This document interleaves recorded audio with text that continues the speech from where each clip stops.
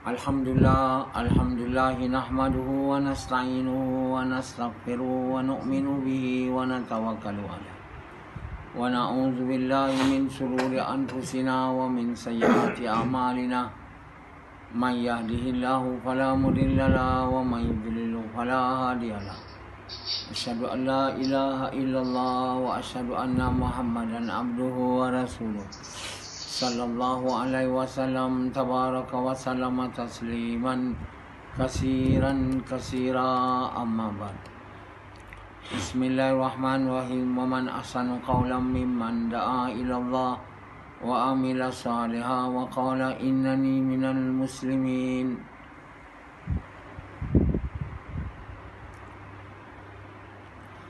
Tuan-tuan, bapa-bapa sekalian, Allah Subhanahu wa taala menggunakan manusia, sebahagian manusia, untuk menghidupkan agamanya. Bukannya dia menghidupkan agama, Allah hidupkan agama, digunakan rasul-rasul, nabi-nabi. Mereka tu manusia, tak ada kuasa nak bagi hidayat, tak ada kuasa nak bagi petunjuk, tapi digunakan, diberi ilmu, diberi hikmah, diberi iman yang kuat. Jadi Allah SWT pilih mereka. Mereka telah dikatakan nabi-nabi dan rasul-rasul. Mereka berjuang dengan diri harta mereka untuk hidupkan agama. Jadi sebahagian orang ikut mereka, sebahagian tak. Sebahagian bukan tak ikut dia, menentang. Mereka sabar terus buat usaha sampai mereka menemui Allah Subhanahu Wa Taala.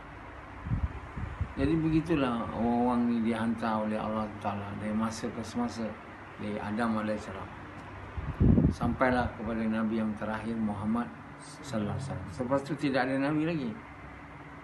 Jadi adakah manusia itu semua dah baik lepas tu? Apa kita lihat sekarang ni, dah 1500 tahun lebih, 1400 tahun lebih, Nabi tak ada. Orang dulu belum lama lagi, Nabi tak ada. Dah rosak lah, dah sembah berhala lah. Ini dah 1400 tahun belum sembah berhala lagi. Tapi agama tentu telah rosak. Takkan mungkin tak rosak. Rosak. Jadi begitu rosak, tentu Allah buat sesuatu tak. Jadi tak hantar Nabi, siapa yang Allah hantar? Kita tanya. Allah biarkan aja. Allah takkan biarkan. Tak hantar langsung, biarnya. Sebab aku dah buat keputusan. Tak ada Nabi lagi. Maksud tak ada hantar Nabi lagi, tak ada hantar syariat lagi. Tapi hidupkan kerja tu, kerja Nabi tu. Kerja tu sepatutnya dibuat oleh Nabi dan mereka yang ikut Nabi. Tapi yang ikut Nabi itu berhenti. Pada setiap Nabi umumnya, mereka mati, kerja Nabi itu pun tak dibuat. Jadi apabila kerja Nabi itu tak dibuat, tak hiduplah agama. Asbab agama itu hidup kerana Nabi buat kerja. Kerja itu diajar oleh Allah Ta'ala kepada Nabi-Nabi itu. Dan diberi kitab Nabi itu untuk bantu dia. Jadi kalau kerja yang dibuat oleh Nabi itu dah berhenti selepas Nabi meninggal, sebab itulah agama mati. Jadi kita setelah Nabi SAW meninggal, dah tak buat kerja Nabi dah, 1400 tahun lebih. Sebab itu agama yang kita ada hari ini dah tak betul lah. Tapi tak ada siapa tahu itu betul ke tidak. Tak ada Nabi, letak, buat aja lah. Semuanya berada dalam kesesatan. Kesesatan yang mereka pun tak tahu sesat. Mereka buat aja. Jadi ulama ataupun orang alim takkan ada kalau mereka tak buat kerja Nabi. Yang betul alim takkan ada kalau mereka tak buat kerja Nabi. Siapa yang tak buat kerja Nabi atau kerja mengajak manusia kepada kebaikan, takkan boleh jadi orang soleh. macam mana boleh jadi alim. Tapi kita hari ni panggil je lah orang belajar agama alim, orang boleh berceramah agama alim. Itulah yang kita tahu dan itulah yang kita ikut. Jadi kita ikut je lah orang yang dikatakan alim. Dikatakan alim, betul ke? Mereka alim. Selama ni kamu pun tak tahu, sehinggalah saya bagi tahu kamu. Kamu tak tahu kan? Orang alim tu siapa? Orang tahu apa Allah mahu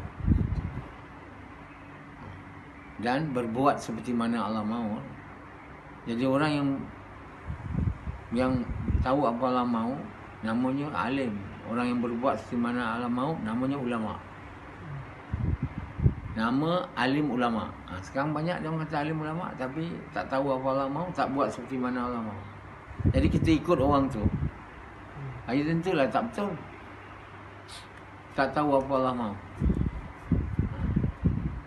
Jadi tafsir Quran tu pun dibuat dengan tak memberitahu apa Allah mahu. Ikut tafsir aja.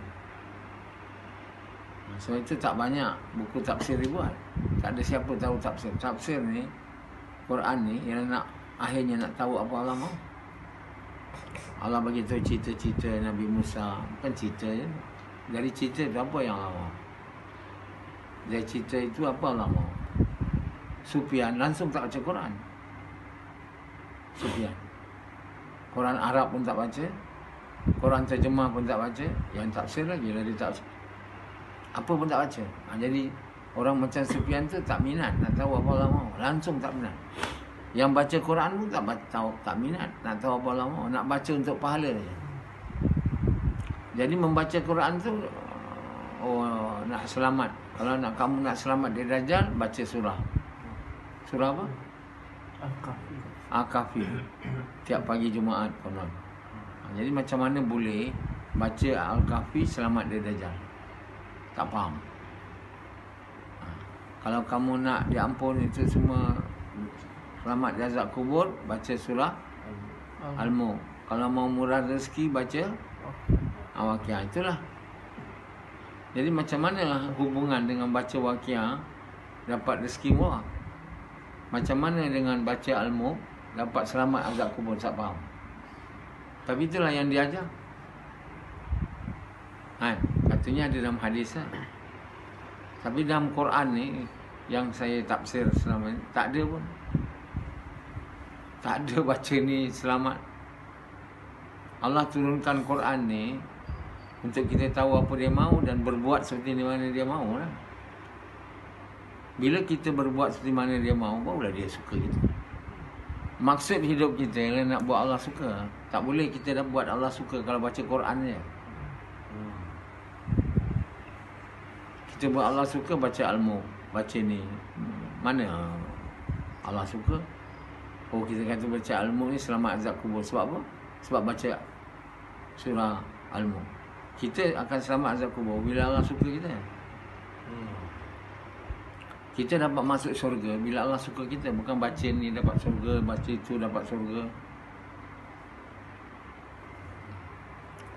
Hari ni jadi anak hafiz saja dah boleh bagi syafaat. Kita dapat diberi syafaat, kita dapat memberi syafaat bila kita orang kekasih Allah. Tak boleh kita hafiz Quran je. Hafiz Quran boleh jadi kasih Allah ke? Boleh? Dulu kamu anggap boleh lah, sebelum saya bagi tahu. Sebab itu kamu pun hantar anak kamu. Mereka ingat dengan hafal Quran boleh buat Allah suka. Allah suka bila kita buat seperti mana dia mahu. Jadi dia mahu ni, dia tunjukkan, dia turunkan Quran. Dia nak faham Quran tu. Jadi kerana tak ada iman, yang mentafsir Quran pun iman lemah, yang baca Quran langsung tak ada iman, boleh melagukan aja lah, boleh taranum. Itulah yang Yazid baca. Taranum dia tak tahu. Jadi kita baca Quran dengan memahamkan, dengan baca Quran tu kita dapat azab kubur lepas, kita dapat masuk syurga. Tak faham. Quran tu kitab ke? Dia bukan apa, betul lah ada berkat dalam baca Quran tu, perkataan Allah. Tapi kalau kita tidak berbuat seperti mana yang dia mahu, bagaimana boleh jadi kekasih dia? Bagaimana boleh masuk syurga? Syurga tu tak diberi pada Allah untuk orang boleh baca surah ni je, surah tu. Nak dapat beri syafaat kena hafal Quran. Yang nak dapat dikuasakan kekasih Allah tu. Nabi-nabi, rasul-rasul dan orang yang dapat capai tahap kekasih Allah, dia lebih sama Allah. Mereka tu tak dapat kalau baca Quran ni, hafal Quran. Mesti beramal sebagaimana Allah mahu, yang diberitahu dalam Quran tu. Jadi Quran tu kena ditafsir untuk memberitahu manusia apa Allah mahu. Dan manusia bila baca dengan iman, baru dia dapat beramal mengikut apa Allah mahu. Orang yang tahu apa Allah mahu ni biasanya diberi juga hikmah, tak berbuat seperti mana Allah mahu. Sebab itu dia tak beza alim ulama. Orang yang tak alim, tak tahu apa Allah mahu, memang tak boleh jadi ulama. Tahu baca Quran, tak tahu apa Allah mahu, tak tahu. Berbuat seperti yang Allah mahu, tak tahu. Dipanggil alim ulama juga. Inilah keadaannya manusia bila dia silap maksud hidup dia. Maksud hidup dia bukan nak buat Allah suka, nak buat dia suka, iaitu dia nak masuk syurga, selamat dari neraka. Itu je lah dia nak. Kita ni kalau nak masuk syurga neraka, kita nak buat diri kita suka lah. Kita tak faham bahawa syurga tu bukan kita yang buat, dibuat oleh Allah, diberi kepada orang yang Allah suka. Syurga tu tak boleh buat kita masuk ke dalam dia. Kita dapat masuk syurga bila Allah suka kita kan. Boleh kita dengan hafal Quran ni dapat syurga, ini dapat syurga. Quran tu perkataan Allah, dia tak ada kuasa nak masuk kita dalam syurga. Jadi kita kena buat Allah suka dulu. Nak buat Allah suka, kita kena beramal mengikut apa yang dia mahu. Dan kita kena tahulah sebelum kita beramal. Dan untuk tahu dan untuk dapat beramal mengikut dia, apa dia mahu, kita kena ada iman. Kalau kita iman tak ada, kita boleh tafsir Quran tu, iman tak kuat. Sebab itu Quran ni tak pernah ada tafsir yang betul selama ni. Seluruh dunia dari sejak Nabi meninggal, manusia terus turun. Tak ada bercahaya langsung. Akibat daripada tak faham Quran lah. Tidak tahu apa Allah mahu, tidak berbuat mengikut mana Allah mahu. Yang bukan alim dipanggil alim ya, yang bukan ulama panggil ulama ya. Hanya pakaian ni, percakapan ni, kesesatan lah. Jadi dalam keadaan macam ini, Allah biarkan. Dan Islam telah rendah, Islam rendah, tak jadi lagi tinggi. Agama Islam dipandang rendah seluruh dunia. Allah biarkan. Allah tentu tak biarkan. Allah SWT akan naikkan agama ni. Macam mana? Tentulah Allah macam mana Allah hantar Nabi-Nabi. Sekarang Allah hantar bukan Nabi, naib Nabi. Ada yang tak percaya. Naib Nabi tak ada. Dah tu naib Nabi ni ialah umat Muhammad SAW, yang bukan Nabi tapi dia buat kerja Nabi. Apa masalahnya pula? Oh tak boleh. Nanti kita kata kita Nabi, lama-lama jadi kita kata kita Nabi. Kalau orang iman kuat, dia tak cakap dia Nabi. Kalau orang iman kuat lah. Kalau orang buat ajaran sesat apa? Orang yang mengaku dia Nabi, orang buat ajaran sesat je. Macam Ghulam Ahmad Qadiani. Dia tafsir ayat Quran yang mengatakan bahawa akan datang Nabi dalam Taurat. Allah beritahu bahawa dalam Taurat, dalam Quran Allah beritahu, dalam Taurat Allah beritahu akan datang Nabi Isa AS, begitu. Akan datang selepas aku Nabi. Namanya Ahmad. Jadi Ghulam Ahmad tu kata, itulah aku. Jadi itu orang yang mentafsir Quran iman tak ada. Jadilah agama Qadiani. Kalau orang iman kuat, dia tak tafsir tu. Kalau Sufyan tafsir, dia akan buat silap. Semua yang mentafsir Quran tak ada iman, dia akan sesat lah dan jadi lain. Jadi kita hari ini kalau buat usaha yang betul, usaha Nabi SAW, iman kita jadi kuat. Dan bila iman kita jadi kuat, Allah bagi kita faham yang betul, tahu apa Allah mahu. Dan bila iman kita kuat, kita dapat amal apa yang Allah mahu tu, dan Allah akan suka kat kita. Bila Allah suka, Allah bagi kita dalam syurga, masuk kita dalam syurga, selamat neraka. Jadi yang pertama ialah iman mahu kuat. Perkara pertama. Jadi sebab itu dia ada 5 rukun Islam, dia ada 6 rukun iman asasnya. Jadi yang nak didapati iman, kerja yang nak dibuat 5 rukun Islam. 5 rukun Islam tu 5 rukun kerja. Yang pertama tu yang besar, yang kelas silap. Yang pertama mengucap je, tak ada kerja. Kamu tahu tak yang rukun Islam yang pertama ni salah? Sebelum saya bagi tahu kamu. Jadi kenapa kamu tak bersyukur, berterima kasih? Kepada saya, berterima kasih pada saya, bersyukur yang Allah hantar saya lah. Kamu biar je macam saya apa? Macam tak ada bagi kamu apa-apa. Itu berharga daripada kamu punya duit. Memahami itu, bukan benda senang nak faham tak? Mana ada orang faham selama ni? Baru saya bagi tahu kamu, kamu patut syukurlah, terima kasih pada Allah hantar saya. Dan kenalah memuliakan Allah dan memuliakanlah orang yang digunakan tadi. Ini tak, kita memuliakan Allah je, orang yang digunakannya tak mau. Itu tak betul. Itu namanya orang tak betul. Kalau kamu memuliakan Allah, kamu pasti memuliakan orang yang digunakan oleh Allah untuk bagi tahu kamu. Kamu tak boleh kata kita memuliakan Allah saja. Allah ajar kita, Nasrah tak ada. Yalah, dia asbab, Allah ajar kamu. Jadi kalau kamu memuliakan Allah, muliakanlah asbab yang dimuliakan oleh Allah. Takkan pula orang yang mengajar kamu tu tak dimuliakan oleh Allah, tak disayangi oleh Allah. Oh, kamu nak bypass dia, tak mau. Kamu ikut Dr. Nasrah, kita Allah ajar. Mana boleh. Kamu tak boleh Allah ajar terus. Allah mana ada turun menjelma, ada? Tak ada. Dia pilih orang. Orang yang dipilihnya tu orang yang dia sayang. Jadi kalau Allah sayang orang tu, takkan kita tak sayang dia kalau kita sayang Allah. Tanda kita tak sayang Allah lah kita tak sayang orang tu. Pura-pura je cakap. Macam Sufyan. Kalau dia memuliakan Allah, dia mesti memuliakan orang yang digunakan oleh Allah untuk bagi tahu dia. Dia tak boleh kata itu tak mau. Kita tak memuliakan Dr. Nasrah.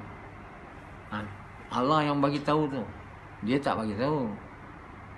Yalah, kalau dia tak ajar kamu, mana kamu nak tahu? Tiba-tiba je terus Allah pula, dia punya rasul pula. Ini orang-orang engkar. Allah murka kat orang ni. Mereka yang lari dari saya tu, Nazri apa tu, kita Allah ajar kita, bukan Dr. Nasrah dia. Setelah dia lari tu, jadi sekarang larilah dia. Boleh tanya apa jadi kat dia. Jadi bapa tuan yang mulia, Allah SWT hantar rasul-rasul, nabi-nabi yang Allah guna. Tapi kita tak boleh tak muliakan nabi-nabi dan rasul yang digunakan oleh Allah tu. Dia digunakan sebab Allah suka dia lah, sayang dia lah. Kita pula tak sayang orang yang Allah sayang. Sebab itu doanya, ya Allah bagi kami mencintai kamu, mencintai mereka yang kau cintai. Tapi Yazid suka saya pun tak, Rashidi suka pun tak. Tu apa nama orang iman tu? Azri tak suka saya. Jadi Yazid cinta bini, bukan suka, cinta. Saya suka pun tidak. Dia suka, sayang, cinta. Bini dia cinta. Bini ada ajar dia apa-apa ke? Selain daripada bagi kemaluan dia pada Yazid. 2 kemaluan, 2 lubang kencing bersatu.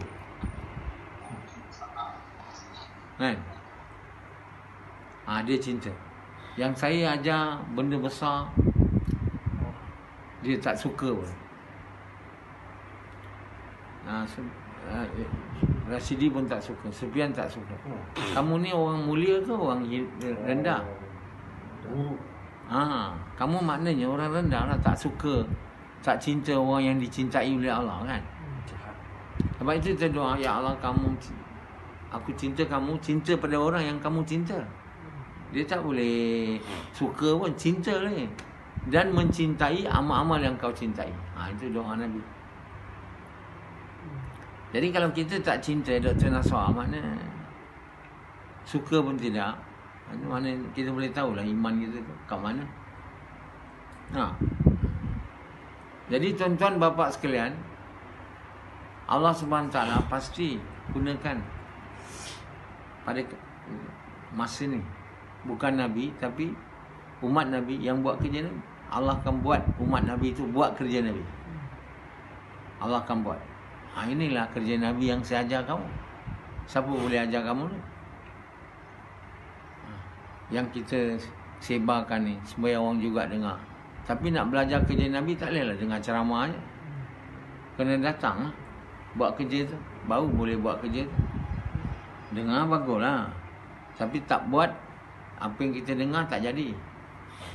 Tak boleh buat Allah suka kita. Allah suka kita bila kita buat apa yang dia suka.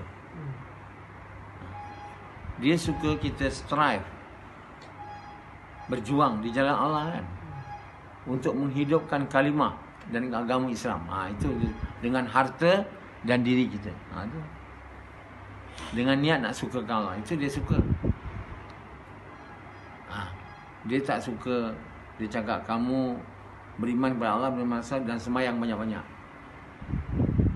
kamu akan dapat sebagai ganti tu syurga dan selamat dari neraka. Tak ada.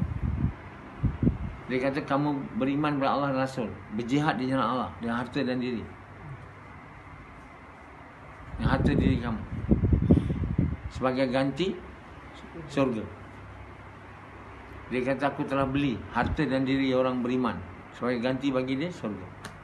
Mana harta dan diri orang beriman tu untuk membuat kerja, mengajak manusia kepada Allah. Sufyan tak nak. Dia tak nak keluar 4 bulan, tak nak belanja harta dia. Allah kata, aku beli harta dan diri orang mukmin. Allah beli untuk apa? Untuk Allah pakai kan? Tak. Allah cakapnya dia beli tu. Maksudnya kita kena guna harta diri kita untuk buat kerja, mengajak manusia kepada kebaikan, mencegah kemungkaran, mengajak manusia kepada Allah. Itu yang kita kena guna harta diri kita. Bukan nak bikin besar lagi rumah, beli kereta lagi besar, beli tanah lagi banyak. Bukan itu. Harta diri kita mahu digunakan untuk menghidupkan agama. Allah SWT tak perlu harta kita.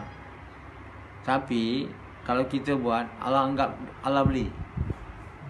Allah beli, ganti dia syurga. Sufyan tak nak. Bila saya suruh dia keluar 4 bulan, dia tak nak. Itu maknanya apa? Yazid? Degil. Bukan degil, maknanya dia tak nak jual. Dia tak nak jual harta diri dia untuk in return for selamat dari azab yang pedih. Jadi apa akan jadi pada Sufyan? Akan masuk neraka. Dia tak mau, dia tak nak. Allah sebenarnya cakap aja dia beli.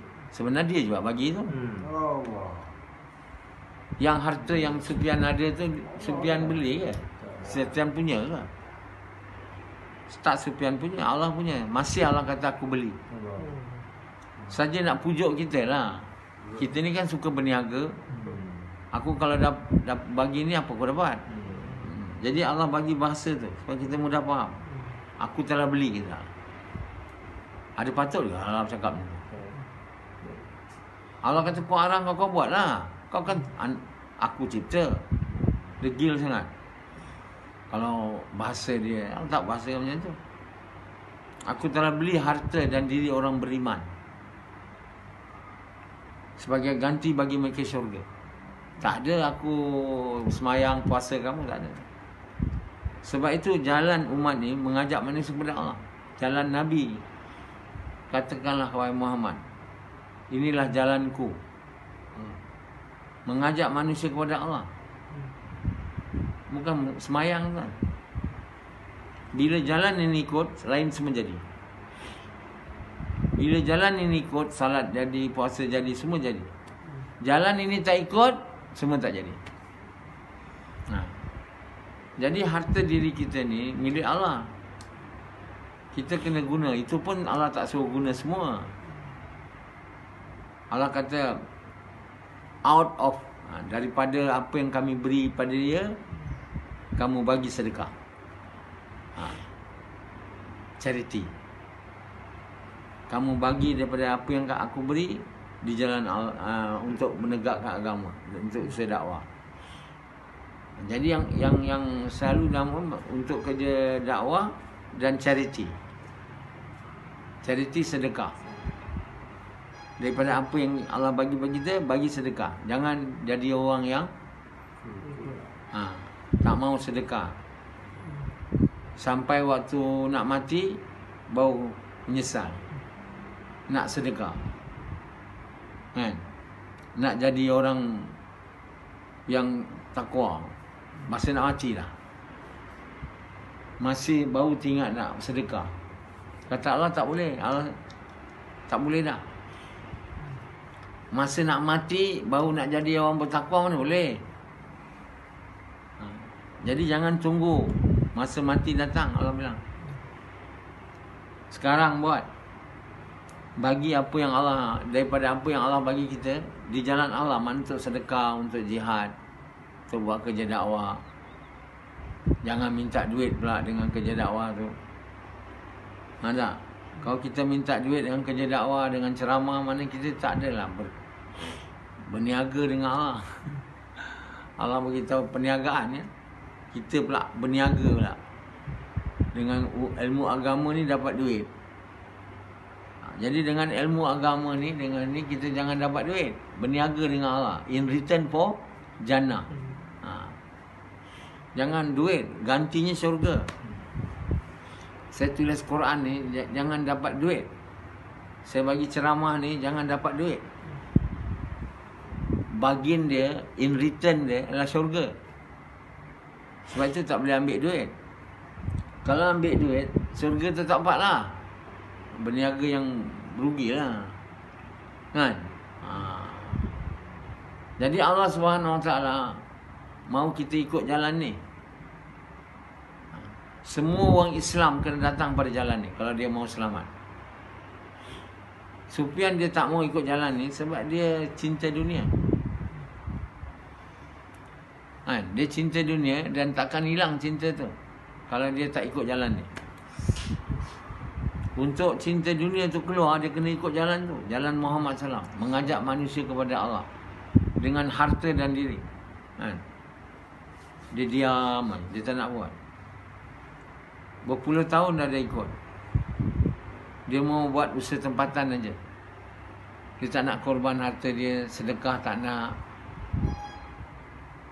Jadi apa jadi pada Sufyan kalau dia berterusan seperti ini? Tentu dia tak dapat syurga dan dia masuk neraka lah. Bukan bersama saya boleh masuk syurga, tak. Bersama tak boleh masuk syurga. Orang munafikin tu, dia masuk neraka. Dia bersama je dengan sahabat dia masuk syurga. Jadi di akhirat dia, orang munafikin ni, dia bagi tahu, tidak, kita dulu dalam dunia bersama kamu. Macam Sufyan cakap, tidak, aku dalam dunia dulu sama Amir Sab. Tak ada. Kamu telah cinta dunia, tak mau ikut jalan Nabi. Sekarang dibuat dinding, Allah pisahkan. Sebelah dinding tu neraka, itu syurga. Jadi kita tak boleh bersama dengan orang yang kita bersama di dunia kalau iman amal kita tak betul. Oh, dia tu cinta saya, sayang saya, Dr. Sab. Apa yang kita dapat kalau kita amal tak ada? Iman kita, kan? Kalau kita orang munafik, Allah akan pisahkan kita dari dia. Kita akan boleh bersama. Jadi kita jangan puas hati kita baik dengan Dr. Sab tu. Kita jangan puas hati, saya dah lama bersama dia. Lama tu boleh buat kau masuk syurga. Jadi kita kena betulkan. Dengan izin Allah kita mahu usaha supaya iman kita betul. Iman ni takkan betul kalau cinta dunia tak hilang. Kita nak iman kuat, cinta dunia ada. Mana boleh? Dia mesti dua, either one. Cinta Allah, cinta dunia. Tak boleh dua-dua sekali. Macam Yazid, dia mau dua-dua sekali. Cinta bini sekali masuk cinta Allah. Boleh? Allah bilang hati tu hanya satu je dia boleh cinta. Tak boleh dua. Allah buat hati ni satu je. Dia punya cinta satu je, tak boleh dua. Kalau kamu cinta bini, Allah tak ada. Kalau Allah ada, bini tak ada. Choose it. Make a choice. Kalau kamu nak cinta bini, sampai bila cinta Allah tak masuk? Pergilah minta kat bini apa nak. Nak? Atau kerja. Macam Sufyan, cinta kerja. Tuhan dia. Mana Allah boleh masuk? Jadi hati ni dia ada satu je. Dunia ataupun Allah.